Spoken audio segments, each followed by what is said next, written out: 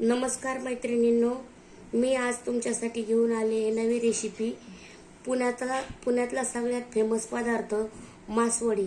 मासवडी कशी करायची त्यासाठी मी तुम्हाला अगोदर साहित्य सांगते। हे 1 वाटी तीळ भाजून घेऊन थोडेसे मिक्सरमध्ये बारीक केले। याच वाटीने 1 वाटी शेंगाचा कूट, शेंगदाणे भाजून बारीक केले आणि ह्याच वाटीने 2 वाटी खोबरं किसून किसलं। हा एवढा लसूण, कोथिंबीर, एवढा कांदा। मी अर्धा किलो बेसन पिठाची मासवडी करणार आहे। हे मसाल्याचं साहित्य झालं। आणि मासवडी बरोबर खाण्यासाठी आमटी करतात, त्याला कटाची आमटी म्हणतात। ते आमटीचं साहित्य 2 वाटी नारळ, 2 टोमॅटो, कोथिंबीर, लसूण, आलं आणि 3 भाजलेले कांदे। आणि हे मासवडीला वडीला बाहेरून लावण्यासाठी किसलेलं खोबरं आणि कोथिंबीर आहे। मैत्रिणींनो, हा लसूण आहे ना, थोडासा गरम कढईमध्ये गरम करून घ्यायचा, म्हणजे तो मिक्सर मध्ये टाकल्यानंतर लवकर बारीक होतो। थोडासा गरम करून घ्यायचा। गरम केला ना मग लसूण आणखीन चविष्ट लागतो। वडीमध्ये लसणाचा वास येत नाही। तेल टाकलं की लगेच सुरू करा, मला स्टार्ट बनायचा। मैत्रिणींनो, आता 1 पळीभर तेल टाकून घ्यायचं आणि हा आपला कापलेला कांदा आहे ना, तो परतून घ्यायचा। कांदा इतका परतून घ्यायचा की तो असा ब्राऊन कलर झाला पाहिजे। ब्राऊन कलर झाला की मग ही आपली सगळे मसाल्याचे पदार्थ टाकायला सुरुवात करूया। अगोदर कांदा हाय फ्लेमवर बारीक लाल करून घेऊया। तर मैत्रिणींनो, अशा तऱ्हेने आपला कांदा ब्राऊन झाला आहे। यामध्ये आता आपण तो लसूण टाकणार आहोत। लसूण टाकल्यानंतर 2 मिनिट लसूण कांद्यामध्ये परतून घ्यायचा। आता आपला लसूण परतून 2 मिनिट झालेला आहे। आपल्याला वडीला लागणार आहे त्याप्रमाणे 1 चमचा मीठ आपण इथे टाकून घेऊया।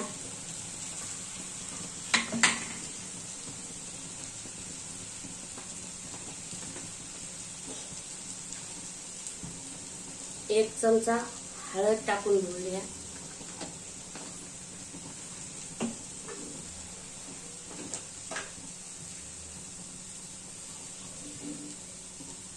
1 चमचा लाल तिखट टाकून घेऊया आणि यामध्ये थोडासा एव्हरेस्टचा गरम मसाला टाकायचा। आता हे टाकलेले सर्व जिन्नस आपण मसाल्यामध्ये मिक्स करून घेणार आहोत। याच्यानंतर मसाल्यामध्ये सफेद तीळ म्हणजेच हावरी आपण टाकून घेणार आहोत। ती छान अशी परतून घेणार आहोत। आता आपण शेंगाचा कूट टाकून घेणार आहोत। सगळ्यात शेवट खोबरं आणि कोथिंबीर टाकणार आहोत। आता आपण किसलेलं खोबरं मसाल्यामध्ये टाकत आहोत आणि 2 मिनिट हा सगळा मसाला लो फ्लेमवर ठेवून परतून घ्यायचा।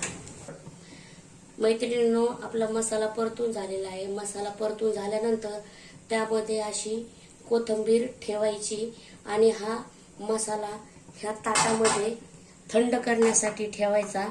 तोपर्यंत मी वडीचं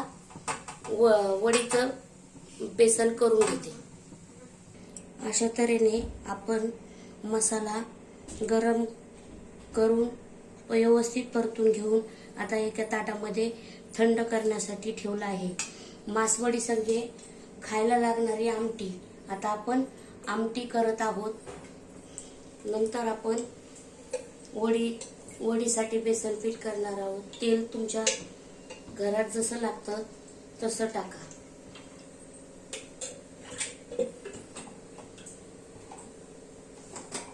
तेल गरम झालं की तेलामध्ये मोहरी टाकायची. मोहरी टाकल्यानंतर जिरं टाकायचं.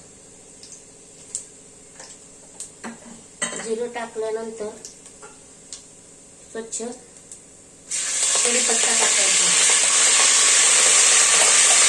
आणि हा आपण मगाशी तुम्हाला दाखवलेला वाटणाचा मसाला थोडी टाकत आहे.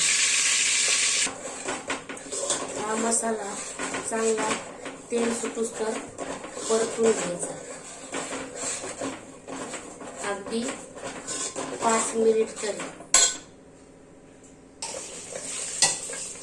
आपल्याला जेवढी आमटी ठेवायची आहे तेवढं त्याप्रमाणे मला जरा जास्त करायची आमटी, त्यामुळे मी सगळं जास्त टाकलेलं आहे. तुमच्या घरात किती माणसं असतील किंवा त्याप्रमाणे तुम्हाला कसं टाकायचं आहे ते तुम्ही टाकू शकता. आम्हाला जास्त तिखट लागतं त्यामुळे 2 चमचे काळा मसाला, आपला घरचा मसाला टाकला आहे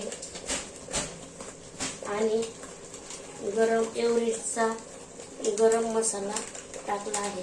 अशा तऱ्हेने पूर्ण मसाला 10-15 मिनिटं बारीक गॅसवर लो फ्लेमवर पूर्ण तेल सुटूपर्यंत परतून घ्यायचं आहे.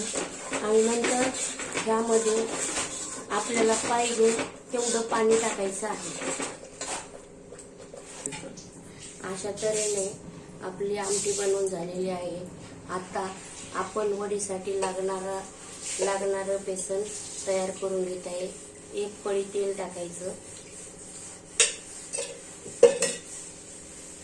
तेल गरम झाल्यानंतर 2 चमचे जिरे टाकायचं.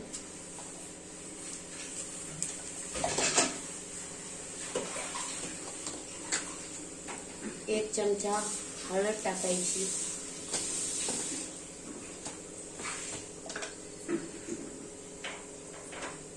आपल्या अंदाजाने मीठ टाकायचं.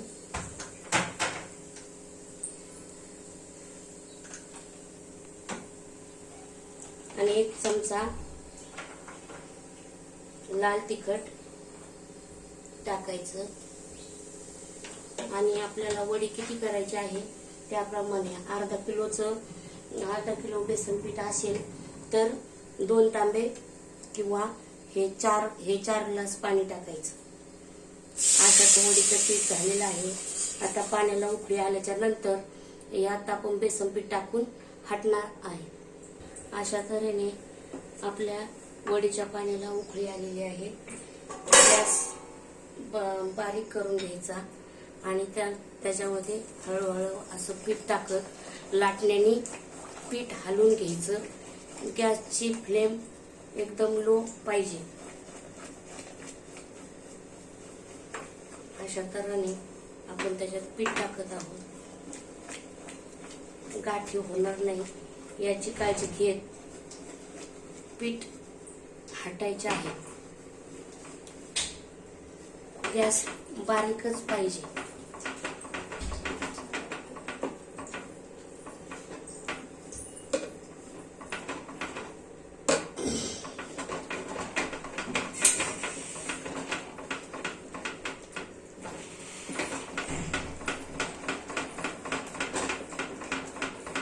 कुठल्याही प्रकारची पिठामध्ये गाठ राहिली नाही पाहिजे. अशा तऱ्हेने आपलं पीठ हटून झालेलं आहे. नंतर आपण पळीच्या साहाय्याने पुन्हा हे पीठ हटून घेऊया आणि बारीक गॅसवर या पिठाला झाकण ठेवून पीठ शिजूपर्यंत बारीक गॅसवर ठेवूया. अशा तऱ्हेने मैत्रिणींनो आपलं वडीचं बेसन पीठ तयार करून झालं आहे. हे वडीवर टाकण्यासाठी कोथिंबीर, हे किसलेलं खोबरं आणि हा आपल्या वडीचा मसाला. अगोदर पोळपोट घ्यायचा, त्यावर एक कपडा टाकायचा, थोडंसं पाणी टाकायचं त्या वडीवर, त्या कपड्यावर, आणि असं खोबरं त्या कपड्यावर टाकायचं. खोबरं झाल्याच्या नंतर ही कोथिंबीर त्याच्यावर टाकून घ्यायची. कोण कोण टाकतात, कोण नाही टाकत, आपल्या आवडीप्रमाणे खोबरं कोथिंबीर टाकू शकता. तुम्ही प्लेन सुद्धा करू शकता. अशा तऱ्हेने आपल्याला जेवढी वडी करायची तेवढं बेसन पीठ येते टाकून ठेवायचं.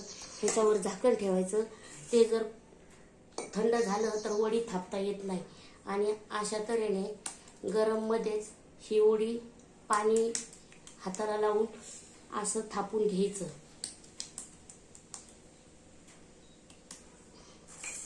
असं थापून घेतल्यानंतर हा मसाला वडीवर पूर्ण अंथरून घ्यायचा. आपल्याला जशी छोटी वडी करायची असेल तर तुमच्याप्रमाणे तुम्ही माप घेऊ शकता. मला मोठी करायची आहे म्हणून मी जास्त बेसन पीठ आणि जास्त मसाला घेतला.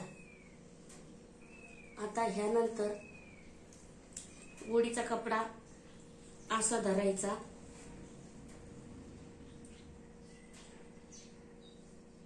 अशा रीतीने असं वडीचा रोल करून घ्यायचा.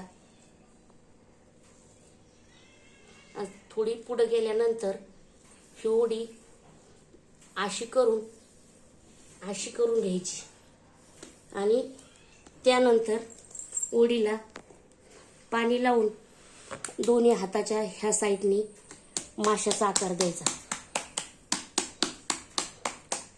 वडी एकदम पातळ करून घ्यायची.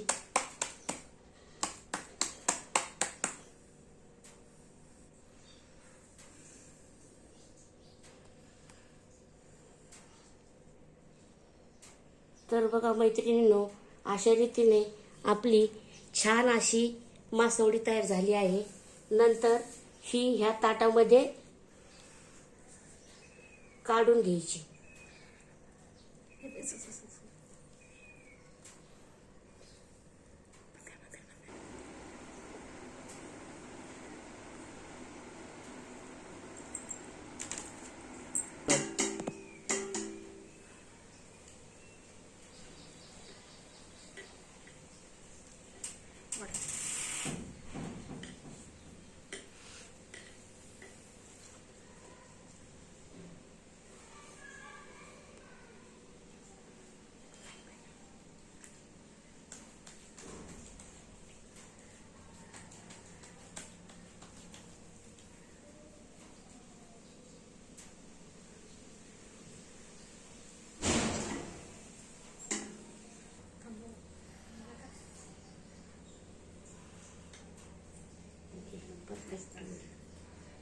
अशा तऱ्हेने आपल्या छान अशा चविष्ट मासवड्या तयार झालेल्या आहेत. आता आपण हे मासवड्या कापून घेऊया आणि कापल्यानंतर मस्तपैकी गरमागरम जेवण वाढूया. अशा तऱ्हेने मैत्रिणींनो आपल्या मासवड्या बनवून झालेल्या आहे आणि मासवड्याबरोबर खाण्याची आमटी पण बनवून झालेली आहे.